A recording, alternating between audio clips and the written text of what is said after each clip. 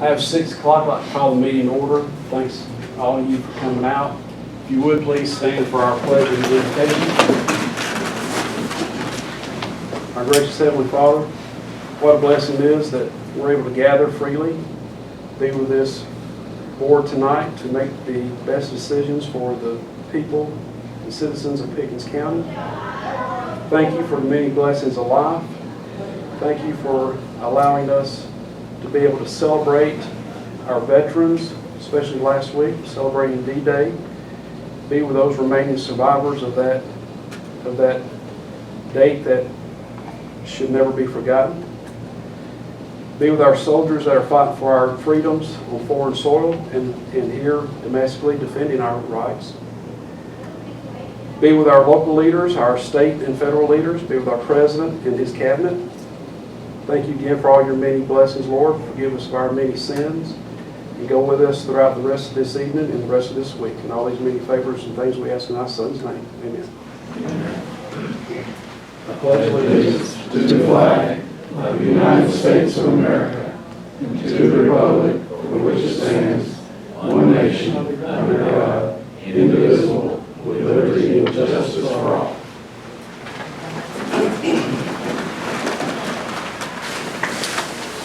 Item 2 is reading and approval of the previous meeting minutes from last month.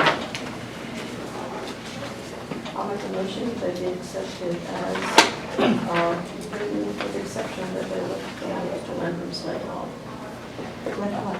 off. Phil Landrum's name off under the staff section. He wasn't here. Second. We have a move and a second. Any discussion? All those in favor, please raise your hand.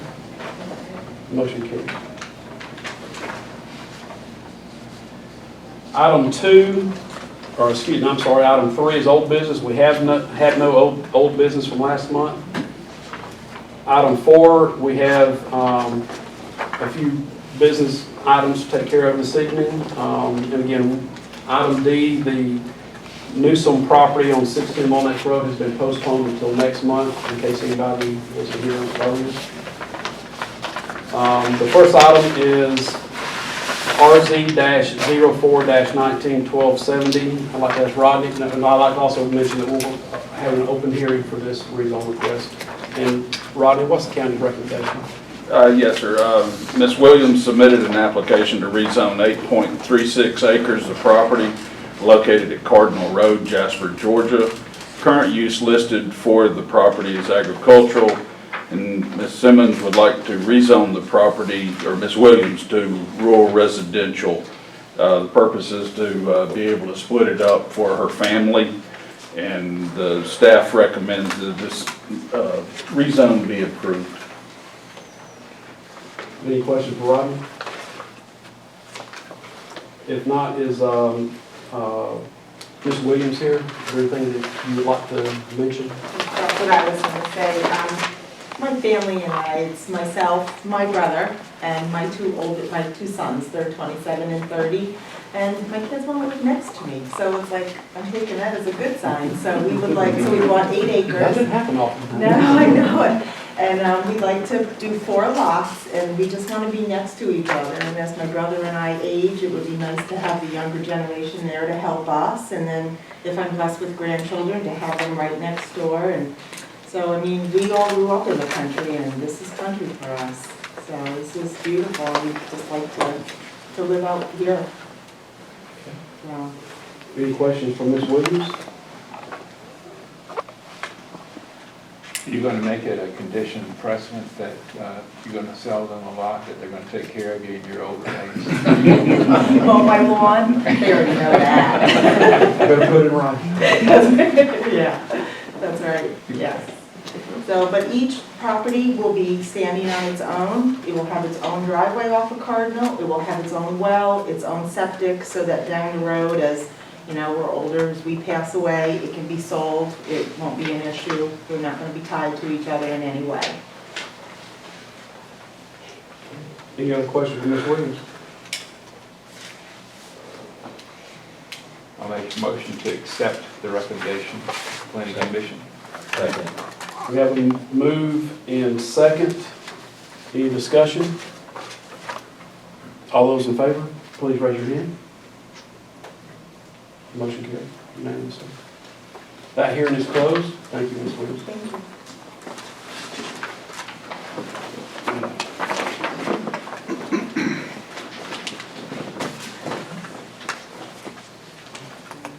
We'll make sure that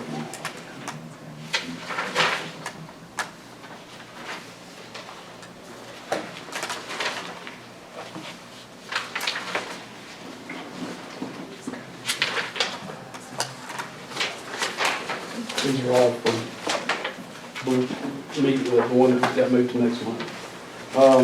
Okay, the next item is RZ-04-19-1271. We're having an open hearing for this rezone request. Rodney, what's the county's recommendation, please? Yes, sir. Ms. Hyde submitted an application to rezone 1.33 acres of property located at 30 Hyde Park Road, Talking Rock, Georgia. The current use listed for the property is highway business, and Ms. Hyde would like to rezone the property to suburban residential. It's part of I believe, a 3-lot subdivision, and when the zoning was implemented, it was elected to have 2 of the lots, this one and I believe the next one, were listed as highway business, and she's wishing to change it back to suburban residential.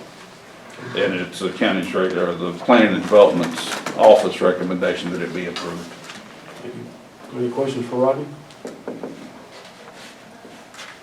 Ms. Hyde, is there anything that you would like to comment on, please? I purchased the property in 2004, and it's been used as a single-family home or rental property since that time. The current residents have been there since 2011, and I'm really rezoning it in case it's sold and someone needs to get finance, and it's difficult to get financing if it's zone highway business. So that's the reason I'm doing it. Thank you. Any questions for Ms. Hyde?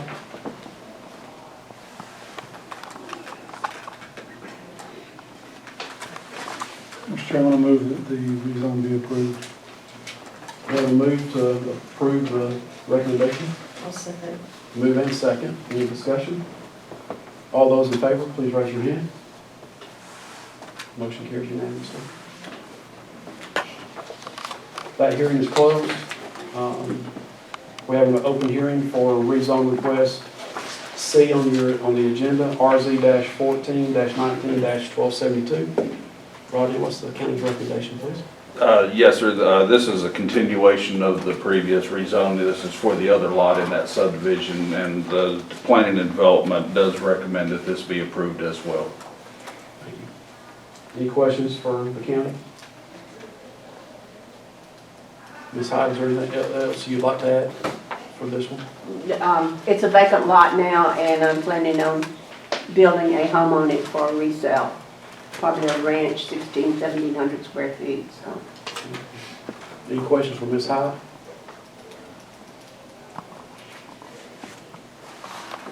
I make a motion that it be approved. Second. We have a move and second to approve the recommendation. Any discussion? All those in favor, please raise your hand. Motion carries unanimously. That hearing is closed. We'll move to item E on the agenda.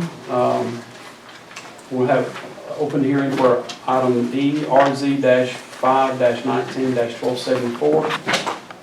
I'd like to ask Rodney what the county's recommendation is for this property. Yes, sir.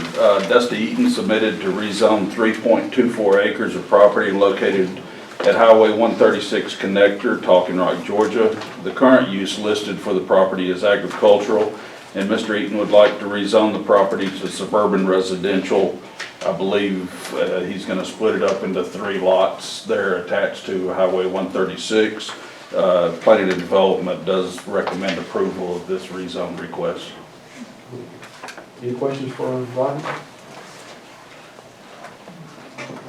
So Rodney, on this map, this particular page, Yes, sir.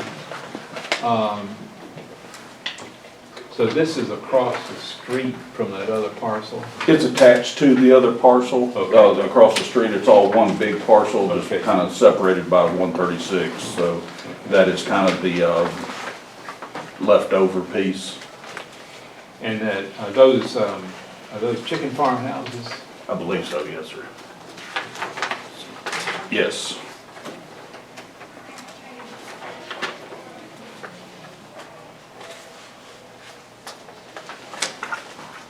Any other questions for Rodney?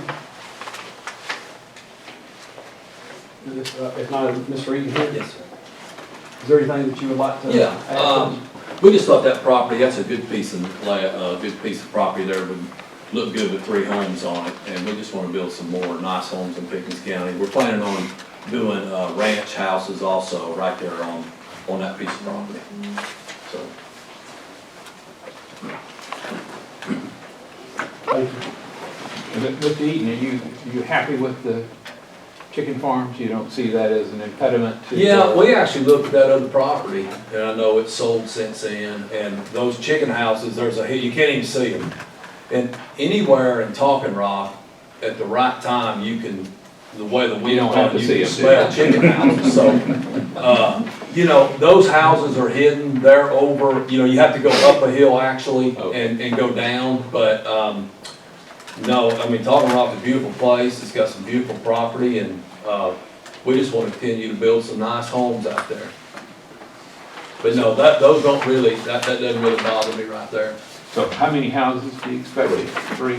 And Yes, sir. we would have a private drive through the property, or? I actually talked to the state already, Stacy Senior, and had him come out and just look at the property for me to see. The line of sight is good there. Yeah. So he has told me he didn't see any problem at all with those driveways there. So each property will have a Yes, driveway off of the main road? Yes, sir. Yes, sir.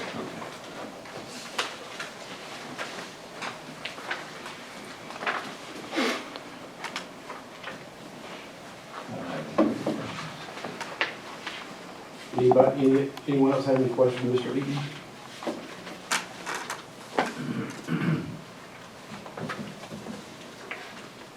I'll make a motion to accept the county's recommendation on this particular request. Second. We have a move and second to accept the recommendation. Any discussion? All those in favor, please raise your hand. Motion carries unanimously. That hearing is closed. Sir, if I could, I'd like to request, like we always do, that all these documentations and the video be made part of the record. Absolutely. Thank you. That hearing is closed. That leads us to item F on the agenda. Regarding the intensity map of Pickens County, I'd like to ask Rodney what the... Yes, sir, it's that time of year again where we have submitted all the zoning changes and the corrections from last year to Tri-State Mapping. They have submitted us a map, and we need the recommendation from the Planning Commission in order to pass it on to the commissioners to be signed off on. I've got the 2 maps, the top half and the bottom half, in my office.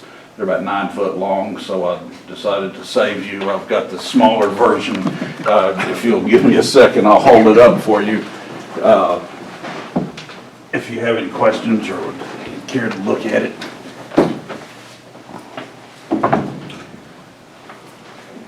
So Rodney, the best of your knowledge, that is an accurate representation?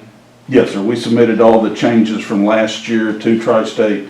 There was also some clarification issues that came up on a couple of parcels where they were either split by family or something like that, to where we had those updated. And to the best of our knowledge, this is a current situation. This is a current map for Pickens County for our zoning. Okay.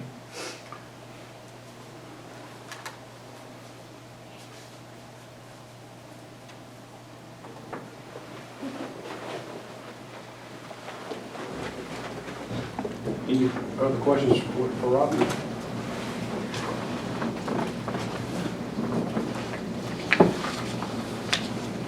make a motion to accept the map as presented. I'll second. We have a move and a second to accept the land use intensity map. Any discussion? All those in favor, please raise your hand. Motion carries unanimously. That hearing is closed. That leads us to the final item on the agenda, review of county ordinances. I'd like to announce, have a hearing regarding that. And Rodney, what's the county's recommendation for it? Yes, sir. Mr. Eaton Calhoun's here with us this evening. He has submitted several ideas, several things that have arisen from other counties that we've borrowed their ordinances or phraseology to address some of the issues and concerns that the Planning Commission had expressed dealing with campers, RVs, conditional use for wineries, for events and that sort of thing. We have submitted that documentation to you in the packets that we sent out, and I would like to allow Mr. Calhoun to answer any questions or to address any concerns that you may have, or to take any ideas that you might wish to give back to us so that we can draft wording on that to adopt new ordinances or to change the things that we do in our code of ordinance book. Any questions for Rodney or Mr. Calhoun? So, is Ethan. Yes. Ethan,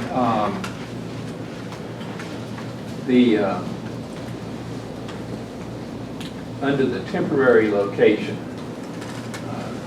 part of campers and RVs, you talk about 6-month renewal,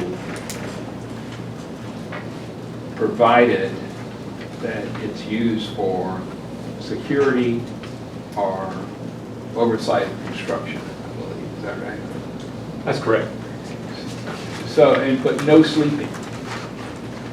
So you got security from 8 to 5, but no security from 5 to 8. And that's something that can be addressed differently here than it was in another community.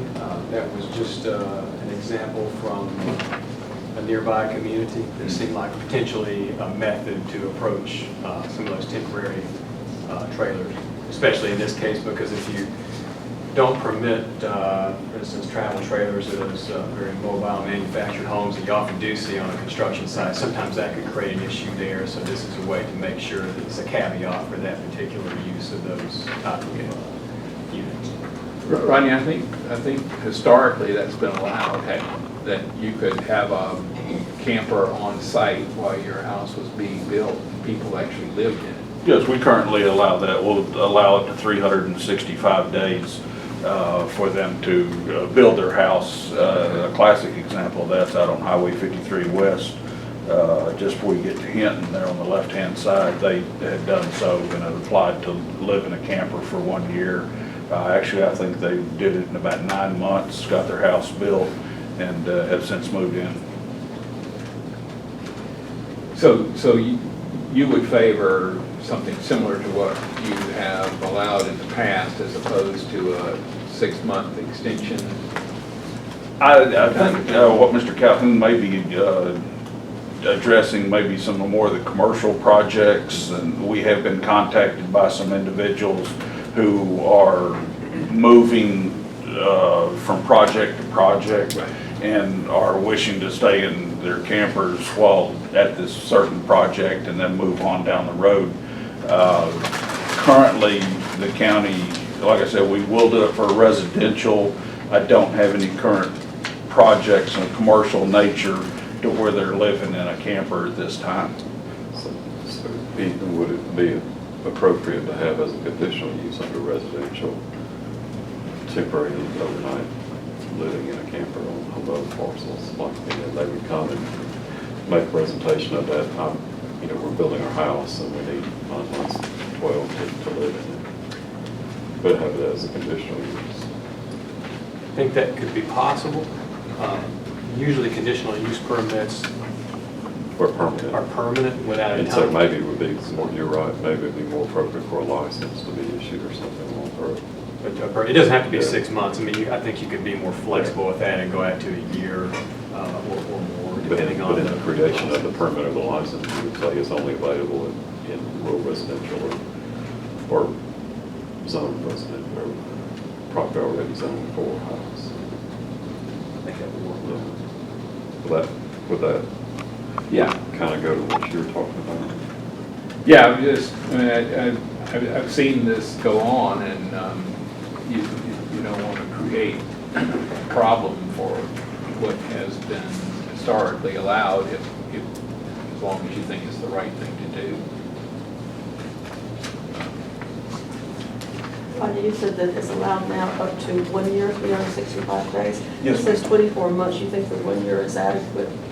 I believe so. Usually they get their houses built in less than 1 year. On rare occasions, something may come up and they'll apply for another month or two, renew their building permit. And that was something that we would have to look at that time. But the ones that have applied for living in a camper while building their house have met that 1 year deadline. And I think that 24 month is for the commercial application. They're not legal.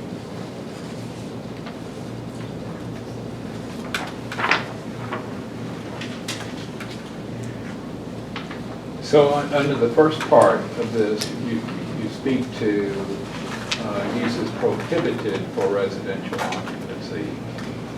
Residential occupancy of campers, tents, recreation vehicles is prohibited unless it's within an approved campground. That would need to be changed to where we, that would need to be changed based upon what you're. In order for the residential, yes, we'd have to change that. So, I mean, you always think about the exceptions.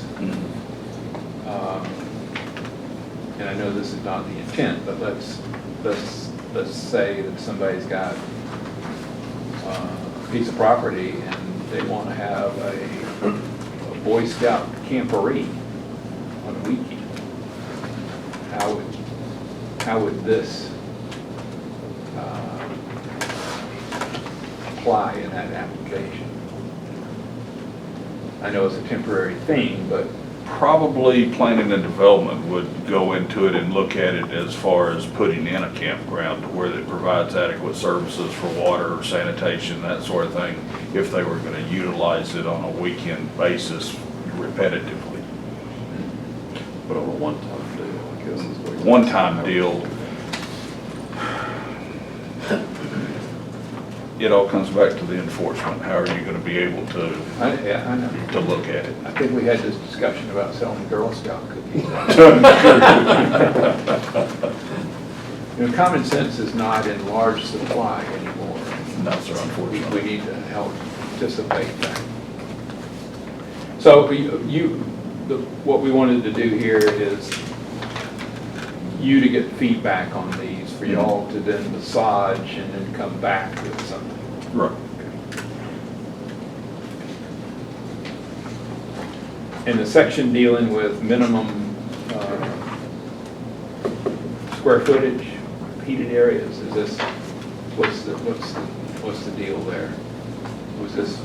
How is this different than what we have? Currently, I don't believe we have a minimum square footage in any zoning classification. What we usually do is if someone comes in for something that is, shall we say, smaller in nature than your typical house, like a small house or a tiny home or something, we're currently telling them or requesting of them that they provide documentation showing that it meets all minimum state codes for buildings. And if it can do that, then we'll entertain it. But it has to meet those codes because that's what the county carries forth is the minimum codes for the building. What signifies a tiny home, besides in the eyes of the beholder? A lot of it is, From my understanding, and I've had several people approach us on it, is it's much more condensed, it's much more smaller in nature. That's where some of the concerns are coming up as far as ingress and egress in bedrooms, as far as spacing in your bathrooms, how far away from water to electricity, your doorways, all that kind of stuff. In a tiny home has a tendency to get shrunk down in size in order to fit it in. Well, you suggested, I mean, this standard, Eaton, is 900 square feet. It's suggested as the minimum. That's based on some surrounding communities. It's actually even more, the community that I work in the most, this is a little bit more open than the community that I'm working on a day-to-day basis, but I base it on some other North Georgia communities that have some similar demographics, and just to lower that down just a little bit. So this is the rule to apply absent some other standard that's been applied in the development of a subdivision, for example, where the minimum square footage has already been specified.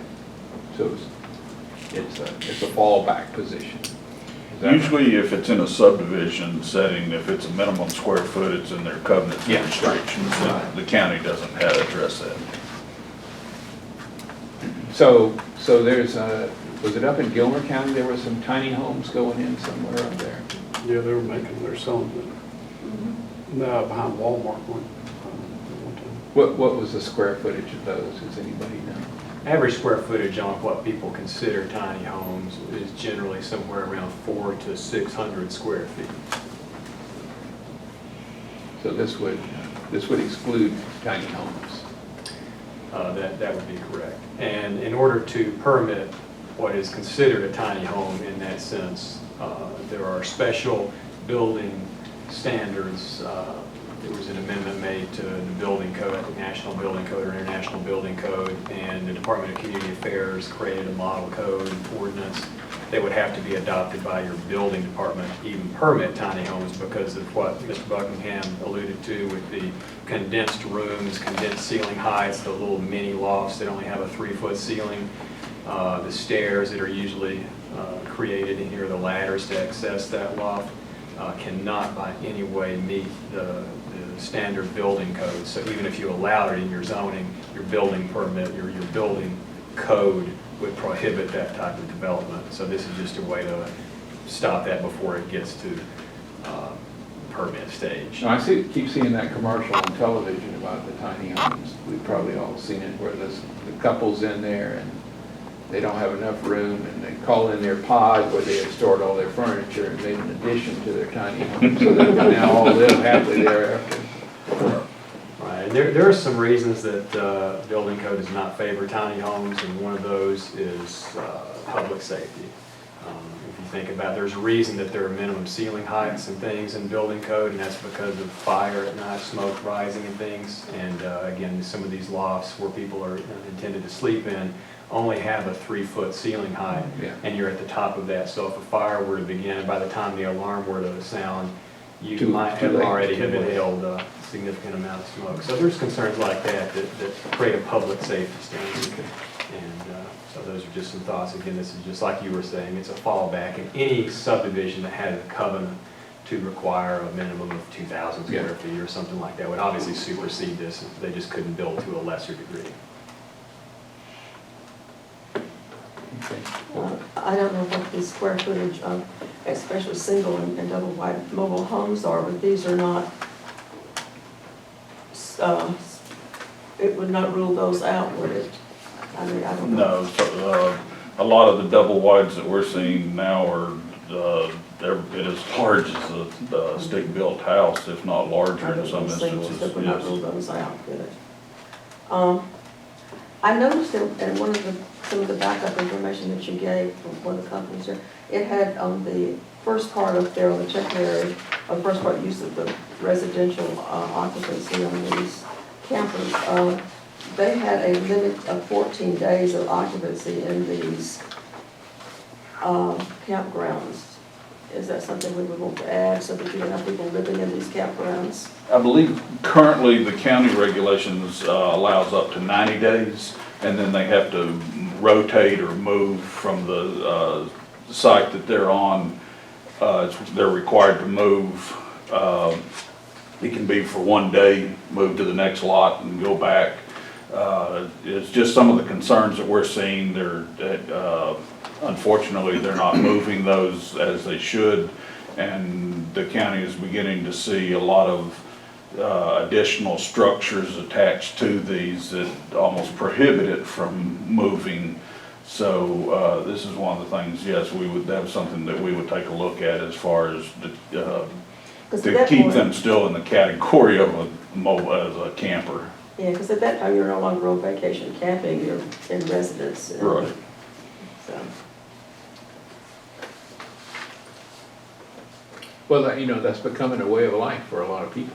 For a lot of people it is, and that is one thing that we're also looking at is enhancing our campground standards.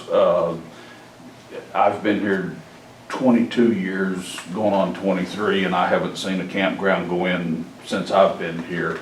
We're looking at working with the health department as far as addressing the sewage needs of a campground.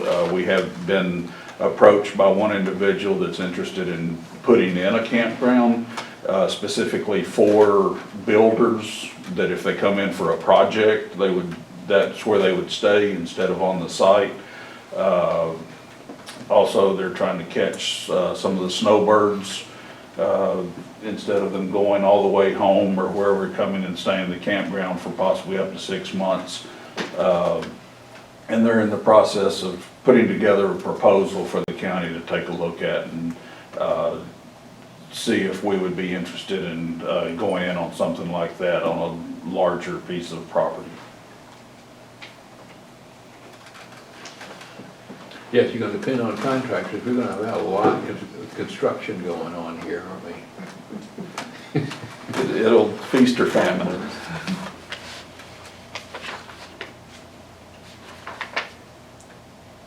That's all the questions I got on the first item. I have many more on the second. Proceed. Are you ready to talk about the second one? Sure. So, I mean, this is the issue that's been troubling us for a long time. Mm-hmm. And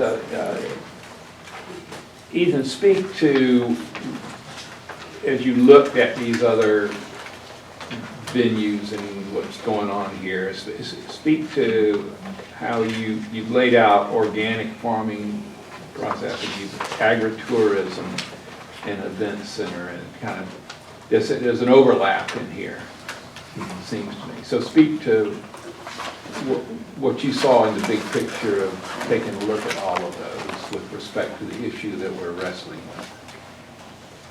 Yes, sir. I looked in your ordinance a little while back to see what type of definitions that you had in relation to farming and to various uses surrounding farming. And I had noted the organic farming, that agritourism and related things like this have become more prevalent across the state in the last several years, and there are big initiatives statewide and nationally for these types of things they're encouraging. So although organic farming and processing probably has not been necessarily an issue for y'all yet, based on my understanding, I just saw this definition and saw that it might be relevant for y'all to think about. If you're in the process of an ordinance update or amendment, this might be a good time to include that, just to have that language to address it in the event that it does come up in the future.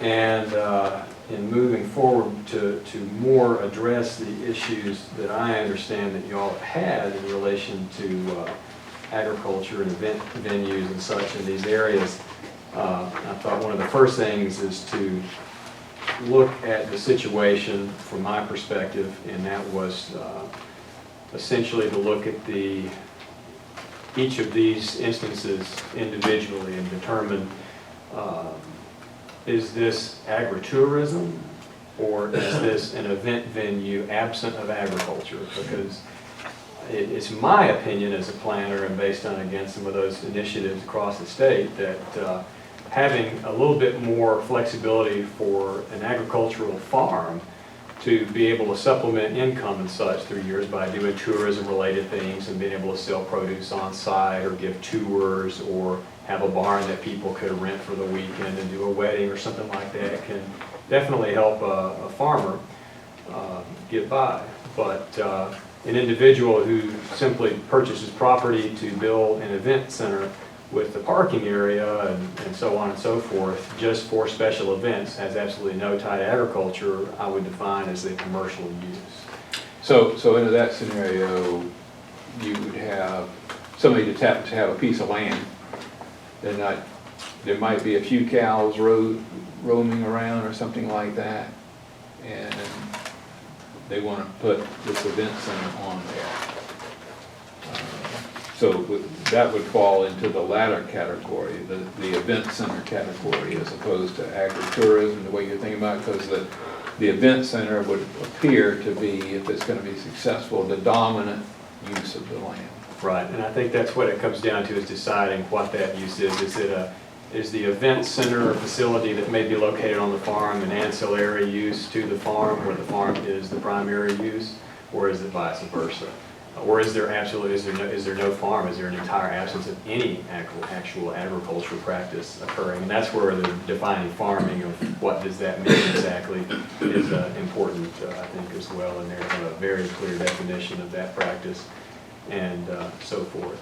And So how would you measure the dominant use of the land? Would it be based on the crops or cattle raised and harvested, or versus the anticipated revenue from the event center that they're going to put on that land? How would you balance those two?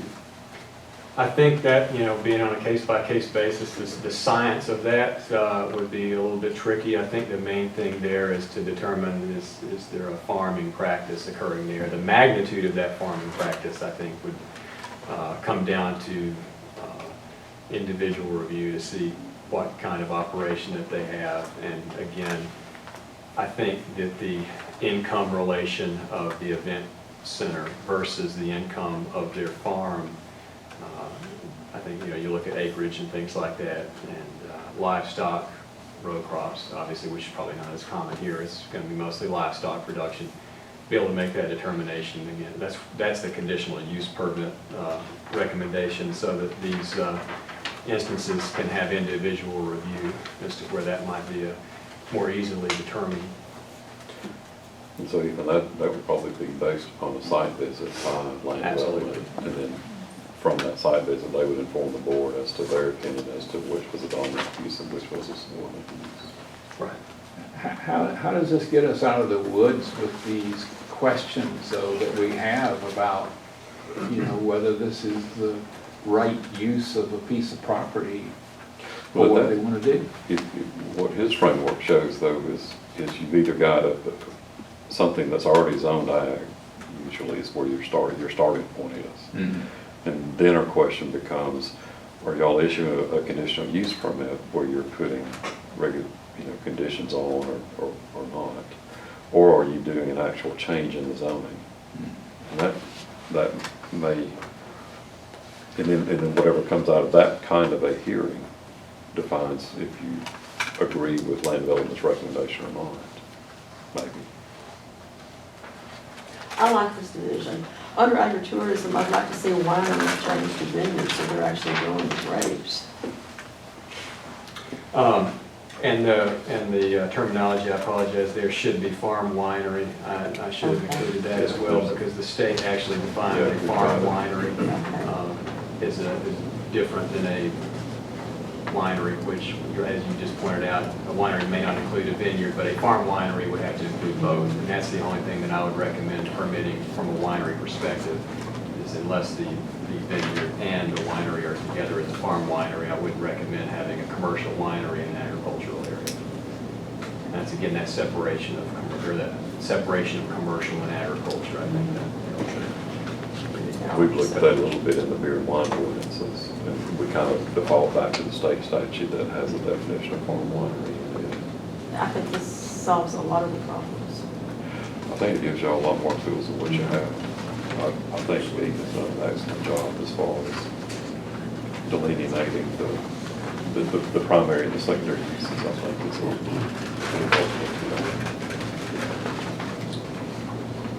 And the great thing about conditional use is, as pointed out, is that you all have the ability not only to look at that property individually and have that extra layer of review, but also that ability to attach conditions as you see fit based on that property, from ingress and egress, stormwater, parking, hours of operation restrictions for events, things to occur. And if you have a conditional use permit, it makes it much easier to notate on the zoning map so that the administrator, moving forward, if complaints are given, they can go back and check their records and more accurately determine what the exact restrictions are. So from an administrative standpoint, the conditional use permit is much, much easier in the long run to come back and research if needed. If there's ever a complaint or anything, you can go back and actually find the results and the specifics of that hearing and that conditional use permit. I think part of the problem that y'all been grappling with is or one of the arguments that have been presented to you as a board is the change of character of this certain neighborhood from being purely agricultural to being something that is something other than agricultural. And I think this creates, and that's what I'm talking about, it's a different hearing for a change in zoning. There are different recommendations from the plan development office to y'all as opposed to conditional use. And it may be that you would give a conditional use to a working farm, but you would not allow a spot in the middle of a basically agrarian community to have the designation of commercial. But we've never, I think, creating that, going back to that grid that we rely upon and having this under, as Eaton has outlined, will help y'all dramatically.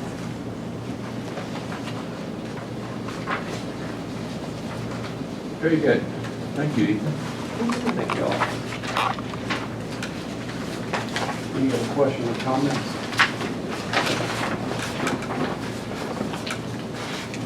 Mr. Chairman, before y'all switch off, so does that, if there aren't any questions or comments, does that mean that we need to, should we kind of progress and work up something more definitive to present, or for Ethan to present to I would think that would be the next the step? next step in this, since it seems like we're all for this and, thankful that we finally got something heading in that direction. So, Yes. Absolutely. You don't need a motion. You need a motion or not? Just the consensus to do more. Okay, well, that closes item G. The next item is item 5, board comments. Any comments from the board? So, Rodney, when can we expect to see something fall out of this that we just done? Right after the election in 2020. Oh, mercy. We will No, I can't move read that forward on it. In that case, can we have to stay on all? Yeah. We'll move forward on it. As fast as possible. Yep, get ready for the fall kickoff. Chairman of the public authority. Any other board comments? But thank everybody for coming, participating. If there's no other board comments, the item 6, which is public comments. Any public comments? Yes, Mr. Walton? What else? Do we have sign ordinances in the county Yes. regulations? And are they posted someplace? They're on the website under the ordinance tab, where the ordinance book is on the website. There's a section there on signs. Any other questions? On the land use intent speaker, you updated that. Knowing the past history of the county, was anybody's zoning corrected that didn't know their zoning was being corrected, that it did not go through the public process? No. No.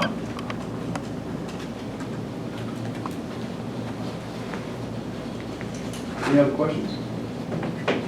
Just, Ms. just Poole? general knowledge, I'm just curious, when a zoning request is made, is there any vetting that goes before this public hearing process? In other words, if it's so far outside the scope of what should be in a zone change, is there a group that says this really doesn't even make sense? Or are all requests acknowledged and put through the process? I think all requests must be given their due Okay. process rights.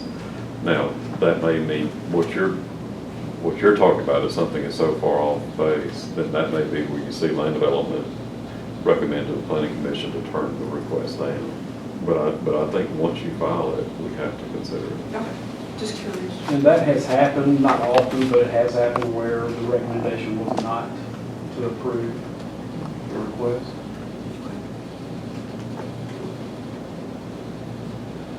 Any other questions? If not, item 7 is adjournment. Do I hear a motion? So moved. Second. Meeting is adjourned. Thank you for coming out.